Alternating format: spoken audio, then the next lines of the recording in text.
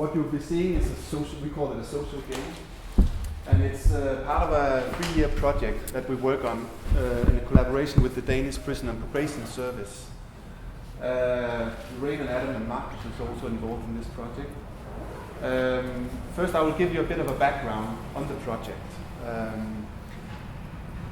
It turns out that improving visiting programs in Danish prisons is really a good thing for children who have a father incarcerated. Even though he's criminal, maintaining a social bond between the child and the teenager and the father is deemed to be very positive and will actually help the child cope with many of the problems that they experience due to imprisonment. So we have initiated this 3-year project in October. We found out from our field studies that there's a lack of initiatives for teenagers, whereas for the smaller kids there's a lot of toys and initiatives and activities for them. Teenagers don't have offerings in Danish prisons, which means that at a certain point they find it quite difficult to maintain the frequency of visit that they actually should do. And also we work with the top secure closed Danish prisons where they're not allowed to bring in their mobile devices and interactive technologies. And we know from our own kids that, taking away their cell phone for 5 minutes, they just don't know what to do. In the visiting rooms that we are targeting, the visits last for about 1 hour or 15 minutes typically, sometimes 3 hours. A lot of the activities is based on conversations, and the teenagers find that's quite difficult to talk with their dads about the problems that they have. So what we work on is social games, which is able to somehow break down taboos or communicate feelings or problems that these teenagers actually feel, but which they find quite difficult to tell their dads. We work with several prototypes, but for today we brought an early card game prototype, and Eva will explain a bit about the game mechanics and the concept. Actually, you have to come up here. Yes. We expect a smaller group, so if you just gather around the table and explain the card game. As Thomas was explaining, we have been around, we have been in prisons talking with the parents. That's mostly the men. I think 94% of the prisoners in Denmark are males. And we have been playing with teenagers whose parents are in prison, and we have been using games in different situations. So we use game, you could say, as a method to get information from the children and from the parents. But we're also going to end up with, we think, 3 prototypes, and this is one of these prototypes. So what we have here in front of us is a game which works a little bit as a game mechanic. It works like, it's called Fisk in Danish. What is it called? Set in Dutch. You have to gather a set of 4 cards. Yes. And on each set there is a small narratives which the teenagers has informed about their own lives. I think there's also a Dutch name. Is there any Dutch people here? Quartet. It's called Quartet in, we know from our Dutch people who are in the project. But anyway, what you have here is the card game contains many stories, and the players of the game have to sit with like 7 cards, and and then they ask, can I have the red card called Silas' birthday, for instance, and they try to collect the stories in the game. And when you have one, when you've got rid of your cards, when you've collected a story, then you have a set, you can say. If you cannot deliver the card that the other one is asking for, you have to take from the bunken. Is this what from the pile? Happy families in this Maybe country, it's which is a nice irony for this. Yes, yes. And you can see that here, if I have this card in my hand, these are the cards I'm missing down here to get this. But what's more important is that the stories in the game come from the children themselves. So me and Thomas chose out a few stories just to explain what they are about. So here, for instance, we have, it's a girl called Sille, and she's visiting, when she's visiting her dad, it's horrible boring. I mean, the reason why she don't want to keep on visiting her father is she's simply bored, and her father doesn't understand that, and she has great difficulties telling her about that. So you have here in the first story, it says here, it's after 10 minutes, you have the father thinking, this is really cozy, this, and Celia thinking, this is really boring. And then after 20 minutes, the father saying, this is so nice to see my little daughter again. And Celia is thinking, time goes so slow, this is after 20 minutes. After 30 minutes, it's getting better and better, thinks the father. And he thinks, I really want to go home now. And in the last 40 minutes of the visits lasting 1 hour, the father is thinking, we really need to see each other next week. And she thinks, I'm definitely not going to come next week. This is one situation. Another situation is a boy we talk with. It's not the names. The names are not, of course, the correct names, and the father's names are not either. But we chose to call this boy Ali. And Ali, he's been through several foster families, I think 3 or 4, before finding the real family that he wants to stay with. He's visiting his father, which is on this card. And what he wants to tell him is that he actually started to play golf. So he's telling his father, hey, Dad, I just started to play golf. Sorry, you can see it over here. Sorry. And he said, golf, that's a homo sport. He says he's really angry.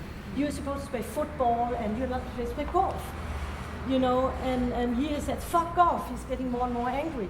And he quickly changed the subject. Okay, let's talk about something else. So he never gets to tell his dad, actually, that he's really fond of playing golf with his new family. All of the stories that you see here comes from teenagers who have a father who's member of the Hells Angels, the gang. Yes. We chose a few cards out, which also has a lot to do with you could say rituals or things taking place like birthdays and Christmas and here's one situation. It's a Danish thing we have. I don't know if you have it in your country. It's called confirmation. It's when you are around 14, 15, then you have your confirmation, which is taking place in the church.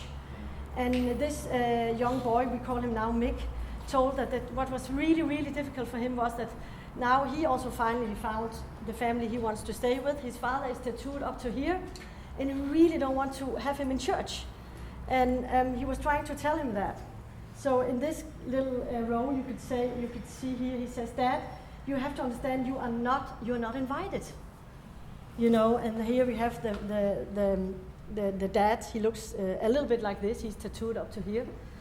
And then you have the Mick telling the priester here. The priester is asking, hey, I haven't seen your father today. No, he's not coming today.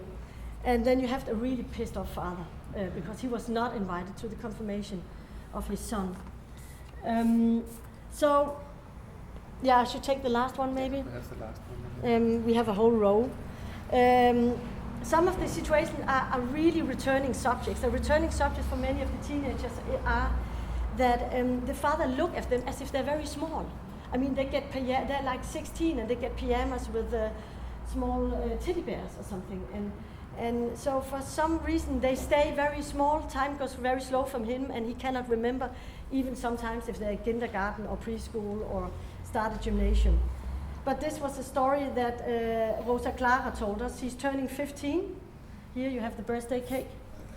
And she's really looking forward to her present. Is she gonna get a ticket to the Roskilde Festival? It's like, you know, Lowlands in Holland. I don't know what's called here. Glastonbury. Yes. She really wants to go to that. Or is she gonna get a mobile phone or a bag or something? And the father is really saying, happy birthday, dear. I can't believe you're turning 15, so he knows that she's turning 15, and she gets a Barbie doll. And, you know, so a typical situation, and there's many of these that reminds a little bit about this one. So yes, this is we are working on more of these stories, and as Thomas said, most of them come from the Hells Angels teenagers because we work with them first. But slowly we will collect more stories and see if we can incorporate it into the game. The reason why this one worked very well for us, and surprisingly in some way, because it's a very easy game. It has no rules. I mean, everybody can play it like this. Is that there's very little time. They only have 1 hour. And sometimes they want to talk about some stuff, and sometimes they just want to have a little, how to say, icebreaker, something to start off the conversation. And this game they actually took in very easily. We haven't tried it with actually playing with the real father and the real teenager, you can say. We've only played it with the teenagers and the fathers separately. And one things we discovered was that the fathers reacted actually really harsh to some of these stories. They said that was not how it was in real life, and they would never act like this as a father, they said. So that was also surprising for us, that the children say, oh, that's true, oh, I've tried that too. And the father saying, I can't recognize this at all, you know. Have you, just a question, have you done the same tool from the perspective of the fathers? No, and we need to collect those stories too.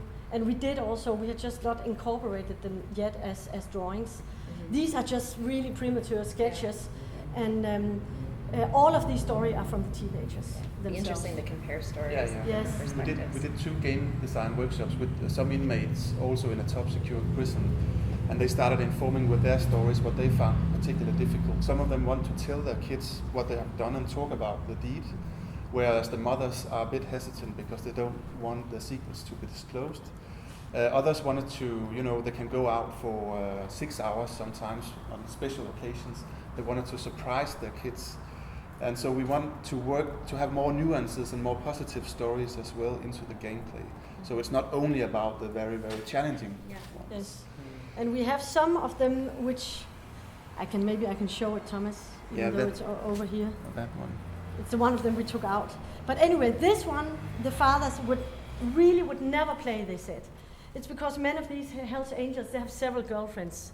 So they only, first of all, most of them, are separated. There's very few where the father is still together with the mother of the child visiting. So several of them have several girlfriends. And this girl, Cecil, she told us that she is visiting her father first with one girlfriend, and then the next week with another girlfriend, and they don't know each other's existence. And that's very awkward for her. So we showed the father of one of the prisons, or the group of fathers. I think there were 6 or something. So this is Cecil. She's visiting her father, Jimmy. And this is Katja, dad's girlfriend number 1. And this is Bettina, dad's girlfriend number 2. And here this was just a no-go card. We could never, that would be a really strange card, role to play. First of all, she's portrayed a little bit as a whore, you could say, as a prostitute, and they would not. They thought this was not. It was not a card game to be played with their children. Whereas the children, the girl who actually told the story, when she saw it in a card game, she was like completely happy because she would definitely confront her father with this one. She would choose that one on, and then she would play it. She said, So yes. Perhaps to wrap up our presentation, we hope you can see there's a common denominator going through all the sets, which is sort of the change of perspective. The cards encourage the father to walk in the shoes, you could say, of the child. And it also deals with some, I guess we could say, universal issues, like being separated when the child is like 6 or 7, with the birthday, and then you sort of lose track of developments in the teenage years, and that's a recurrent theme many of the inmates have told us. Also, being embarrassed about being with your father when he's out was also a theme that came back. Yeah. What we're struggling with at the moment, and what we hope to get out of the workshop, is a good discussion of how can we actually start to evaluate whether empathy is increased using these card games, and also the distinction you pointed to, Lorraine, between the affective and the cognitive, because we think the fathers can definitely cognitively understand there are some issues and situations here, but whether they actually effectively make empathy with their child is another question. We would also like to discuss with you, how to play the game. Because of course, the rules are easily, in the game mechanics, but what do you do with the story? Do you put it out and then you talk about it, or or do you? One of the people in our group, Valentine Fish, he suggested that at the end of the game, the winner could choose which role that the father should have with him home to think about, or back in the cell to think about. So, so there's many things there we don't know. Yes, Marco? Is it right? I was wondering how you pitched the kind of the role play of the game so far, when you've been showing it to the children and to the fathers. You said, oh, this is a game that we would let the kid pick, and then they take it, or do they both have an option of which set? How does it work? How does the process get going in a meeting? I mean, in the future, when we have a whole pile, we have to make some kind of selection, because, as I said before, these fits to Hell Angels children, but doesn't fit to other. So there has to be a selection there. But the way we played it now was actually playing the ones we had with the fathers. What does it mean to play? I understand the story, but I have not understood the game. Yes. So the game has to be a game. Yes. What is the game? What does it look like? Yeah, the game Yes. mechanics. Each player get 5 cards on their hand, and then there is a Random. yeah, randomly, Yes. and then there is a bunch on the table where you cannot see the images, and then you start questioning each other's whether you can. Okay. Yes. I'm going to jump in Yes. here, We just played it partly aside. for time's sake, Yeah. and partly for the very loose structure that we have to the workshop, which is that basically we've learned a bit about this. We can do an open space in terms of how we divide into groups in a moment when we've heard from everybody. Yes. So if we find that there's a lot of interest in this conversation, we can have a bigger group in this conversation. If there's less interest in another area, doesn't mean that one's not interesting, it just means that actually, for now, I know there's another thing that's more relevant. So if we go through quickly and just sort of share some of the examples in the room, because actually I think there might be some affinity between the examples anyway, and so, for example, they might want to join up and be in the same group and in that reflection. But thank you very much, guys, for sharing that.